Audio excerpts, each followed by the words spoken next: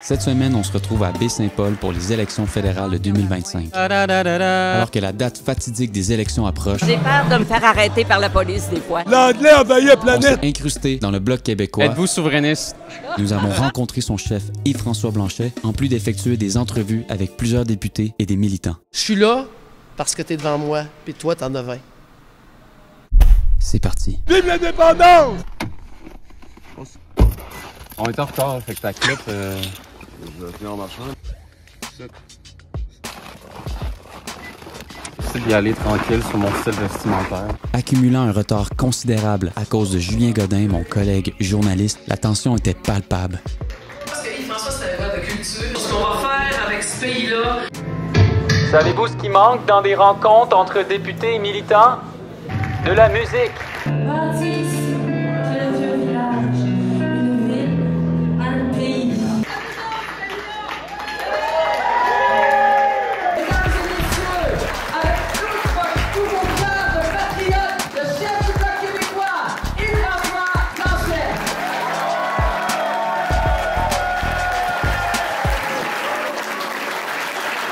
Merci d'être là. Avant de réaliser 5 minutes plus tard que ce qui était vrai il y a 5 minutes ne l'était déjà plus et aura de nouveau changé dans 5 minutes.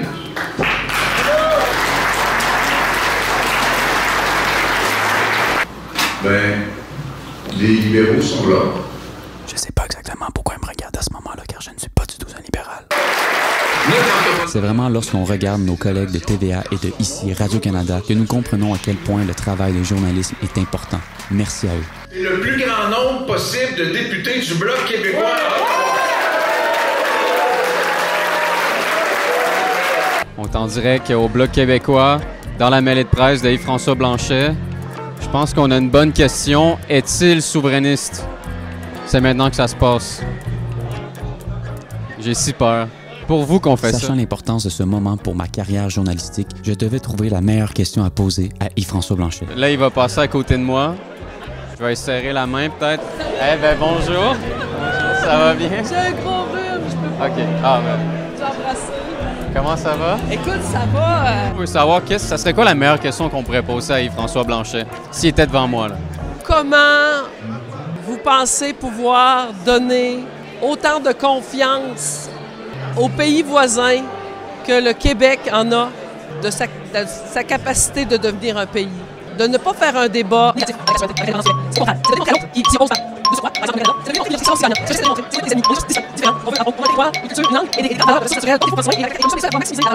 trouve que c'est un message que notre génération doit garder en tête. Faut pas lâcher, faut continuer de se battre pour la culture. Le festif, comme énormément d'organisations culturelles, comme énormément d'artistes également, sont les gens les plus hautement créatifs de notre société. Alors, ils ont dans leur sac à dos énormément d'outils pour rebondir. Ne jamais prendre pour acquis que l'expression de l'art ne se rémunère pas. L'art est un travail. Souvent, on dit « Oh, pas grave, il va jouer de la musique, il aime ça. » Non, non, non. Oui, il aime ça, il aime son travail, mais il en vit. Jean-Victor Paris-Laflamme. C'est un des plus beaux noms que j'ai entendu. Sais-tu combien il y a de syllabes dans ton nom? C'est sûr qu'on est dans une ère où partager sa musique, ça n'a jamais été aussi facile, avec les réseaux sociaux, avec Internet, tout ça. Oui, devant les politiciens. Ça, c'est bon aussi. Tu sais, dans la scène, généralement, j'encourage juste les gens à aller sortir, à en encourager plus des bands locaux. Aller leur donner un petit coucou, un petit tip, des fois, ça l'aide. Pour vrai, celle que je suis en train de jouer, Harmonium de Harmonium. Picbois, Beau Dommage. Sinon, Edgar de Jean Leloup, j'adore. Il faudra mettre la culture en avant, parce que la culture, c'est ce qui nous porte. Je pense profondément qu'on parle encore français aujourd'hui parce que les artistes se sont exprimés en français. Et ce n'est pas parce qu'on n'aime pas l'espagnol, l'allemand, l'anglais ou toutes les autres langues. Il y a mes bons amis de Eliov, c'est jazz prog un peu si vous aimez Harmonium justement, mais comme plus flyé. Sinon, il y a Rome Haven. Moi, j'en avais un qui s'appelait Escape dans le coin. On va recommencer à faire du stock bientôt. Marie-Laure Dufour, bien sûr, je l'accompagne dans ses projets. Penses-tu que ça allait influencer son jeu? Je pense qu'il y avait des bonnes touches, un bon doigté, les notes sortaient. Harmonium, j'ai pu reconnaître directement. On aime notre langue maternelle et c'est notre langue maternelle qui porte nos émotions les plus pures. Le Canada ne comprend pas ça. Donc, le festif, ça s'en vient. Flore et Jade va pouvoir performer avec vous bientôt. Ça va bien aller, les jeunes. J'ai pas de conclusion encore, donc. Je n'ai pas trouvé encore de questions pertinentes à poser à Yves-François Blanchet. La pression monte. Ouvert la sacoche. Mais il faut se préparer. Je suis Yves-François Blanchet, OK? Ouais. Salut. Hey, what up? Québec. Qui ont fait la nourriture ici. Je me demandais, en fait, notre équipe se demandait, c'est laquelle votre préférée? Quelle nourriture? Ouais. OK, c'est pas une bonne question. Ben, c'est ça. L'habitude, la soirée électorale, c'est de la spaghetti. Ouais? Non.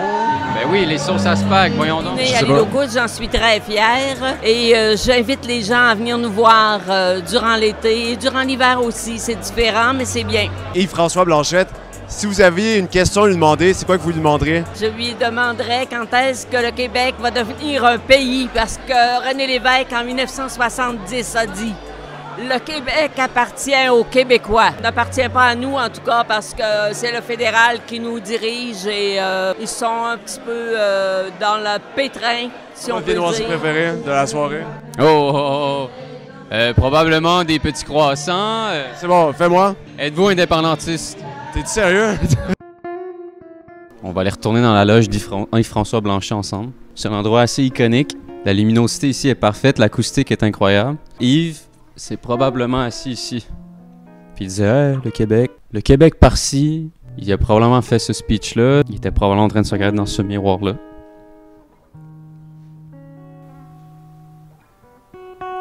Je peux pas croire qu'est-ce qu'on vit, là. C'est comme pas réel. Ouh là là. Je profite de ce moment qui n'est pas du tout commandité par Coca-Cola Zero, car ici, c'est Pepsi. Nous avons eu le message de son équipe que malheureusement, nous n'avions plus le temps de poser notre question.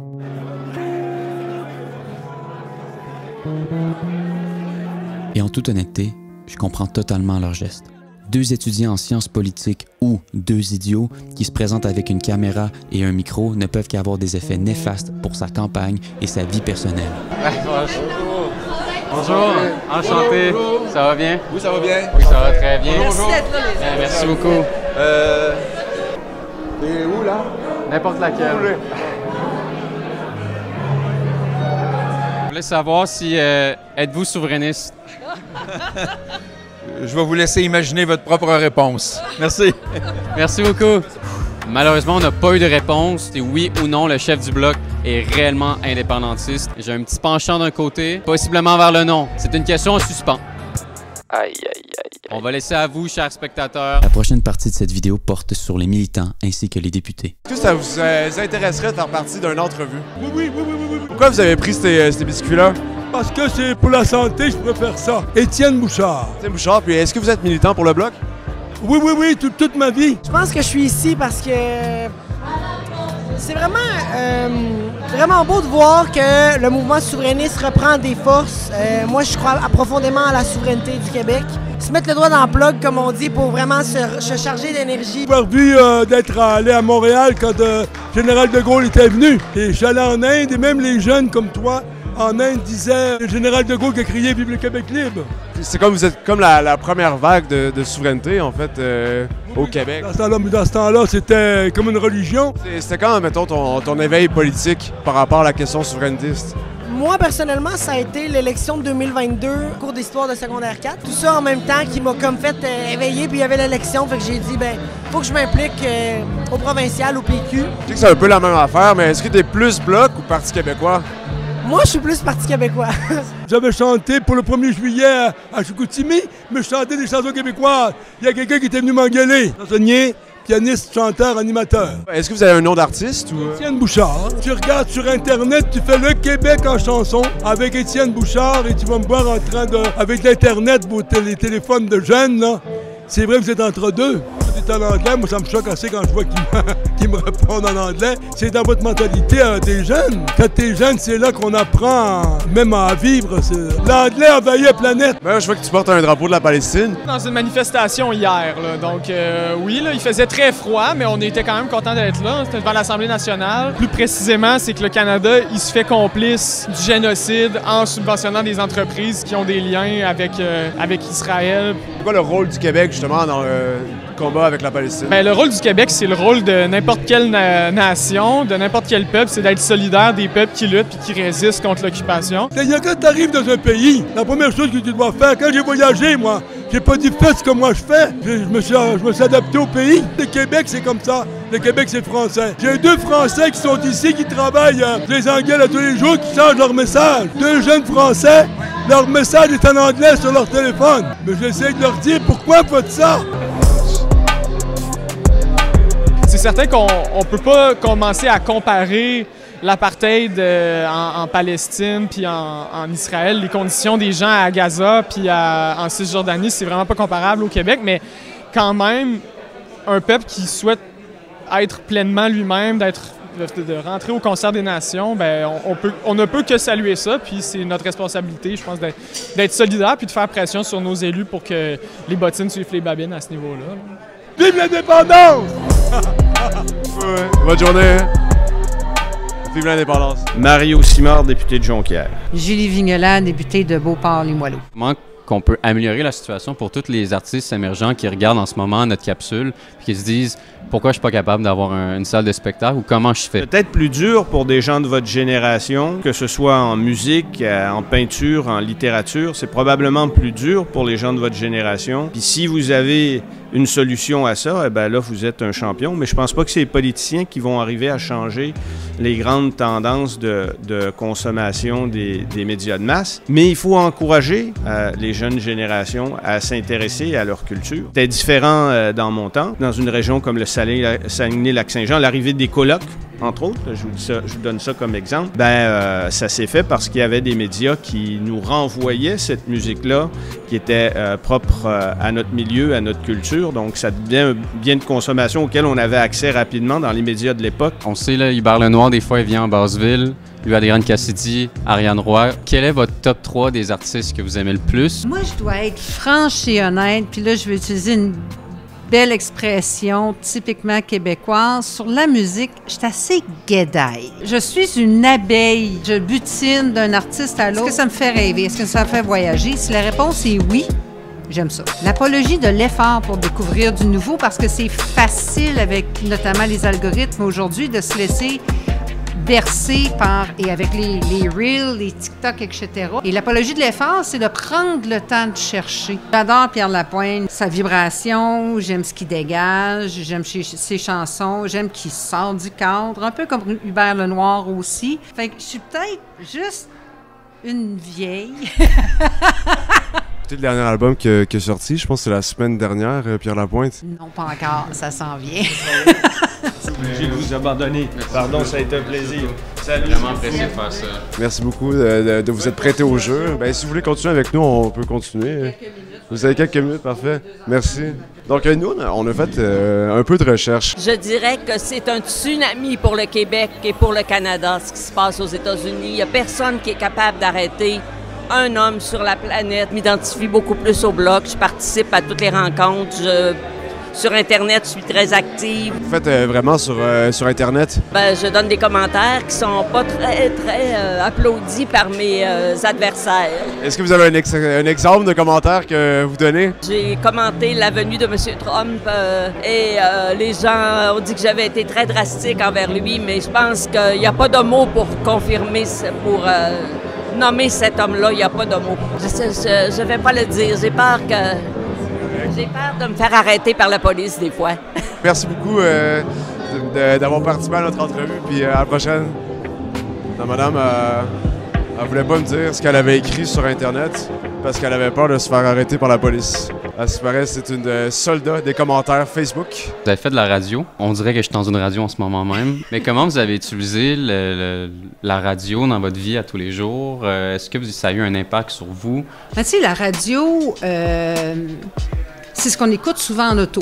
Écouter la télé en auto quand tu conduis, c'est pas la meilleure des idées de l'année. Je dis ça, je dis rien, là. La radio a encore énormément sa place, et particulièrement la petite radio, la radio communautaire, celle qui va justement aller au-delà des cadres que sont la cote d'écoute à tout prix. Ils le font pour les auditeurs, pas pour le publicitaire.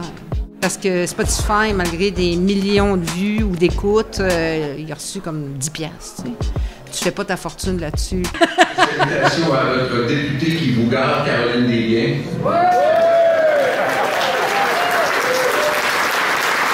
Qu'est-ce que vous voulez que je vous dise? C'est comme ça. Il n'y a pas plus chauvin que quelqu'un qui défend sa région au haut et fort. Moi, je ne cesse de m'émerveiller. J'arrive sur les côtes de Baie-Saint-Paul, puis je suis encore aussi ému puis émerveillé qu'il y a 30 ans. Puis ce que je vois devant moi, c'est la même île, le même quai, la même montagne au loin, le même massif, mais c'est jamais pareil. Il y a toujours la marée qui est différente, les glaces qui sont positionnées différemment, la lumière qui arrive sur l'île quasiment comme une projection, qu'on n'aurait pas pu faire un son et lumière mieux fait. Vous avez une certaine opinion sur les radios considérées comme les radios poubelles? Peu importe la radio, il y a toujours un billet. Je l'écoute, Radio X, à l'occasion pour ne pas la nommer. Puis là, je fais, OK, les gars, là-dessus, non, vous êtes, tu sais, puis je suis dans mon char. OK, les gars, vous avez tort. Il y a des exagérations pour attirer un public.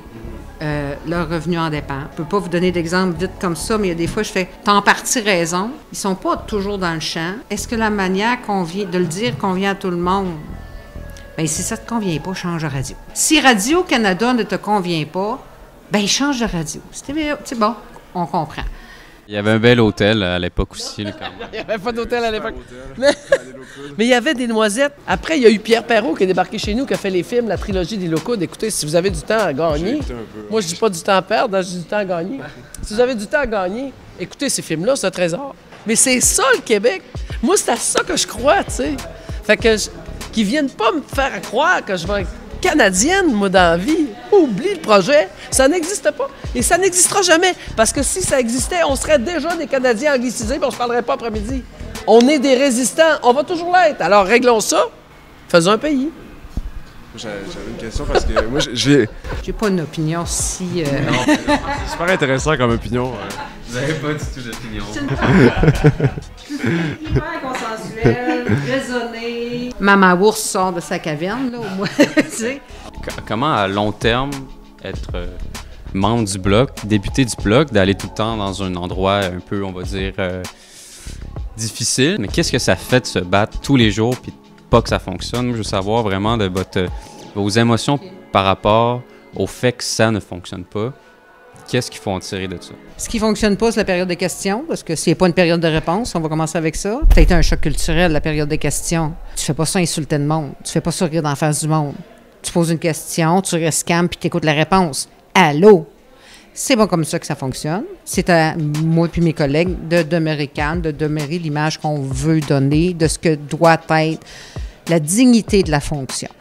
Ça, c'est une chose. Ce que j'ai remarqué, c'est qu'il y avait un accent à l'île aux coudes. Oui. Mais il est rendu où? Je peux t'en parler avec cet accent-là si tu veux que je t'en parle. C'est une affaire de rien pour moi là, de te parler de ça. Là.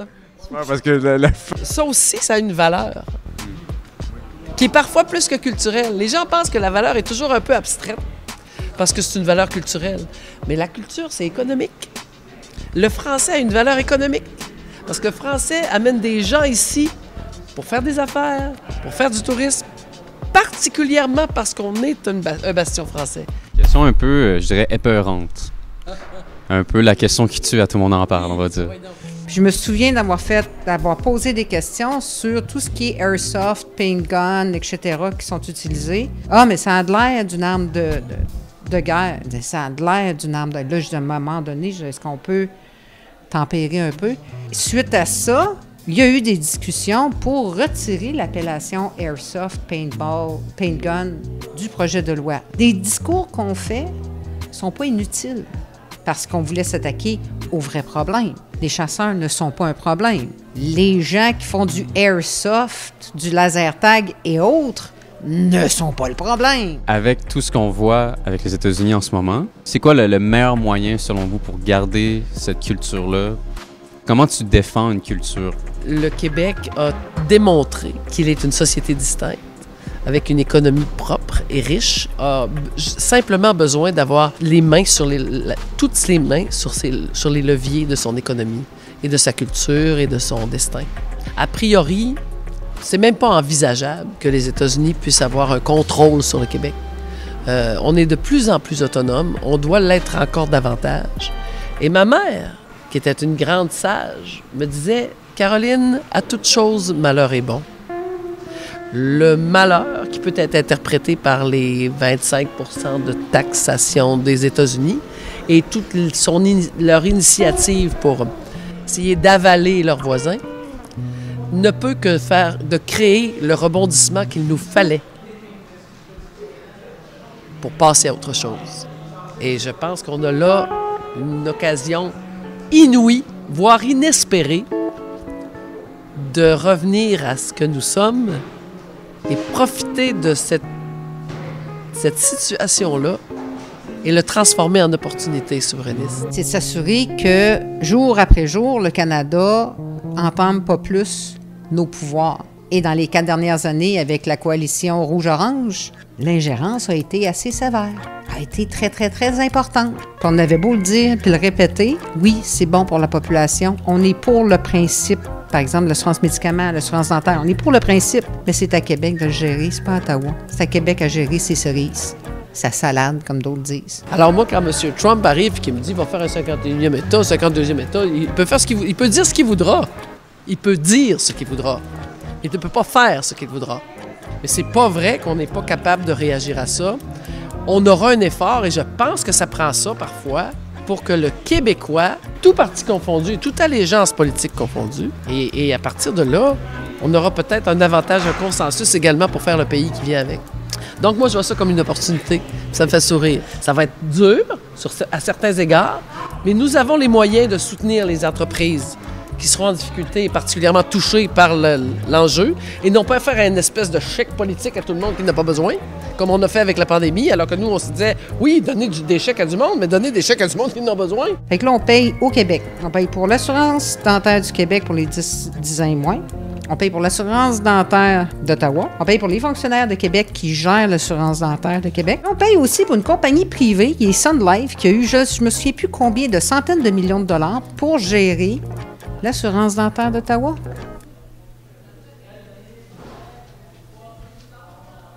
Je pense qu'on était capable d'en couper 2 sur 4. C'est juste ça.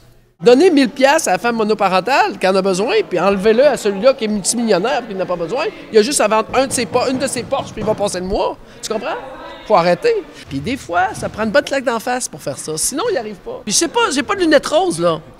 Entendons-nous, je n'ai pas de lunettes roses. Pour obtenir quelque chose, il faut démarcher, il faut faire des sacrifices, il faut être audacieux, prendre des risques, être créatif, puis on y arrive. J'ai 62 ans, là. Je vous le dis à l'écran, là. Je pourrais être assis chez nous, là. T'as pas de problème. Je suis là parce que t'es devant moi, puis toi, t'en as 20. C'est pour ça que je suis là. Sincèrement. Sincèrement. Moi, je veux que les jeunes aient un monde meilleur. Yves-François, c'est la même chose.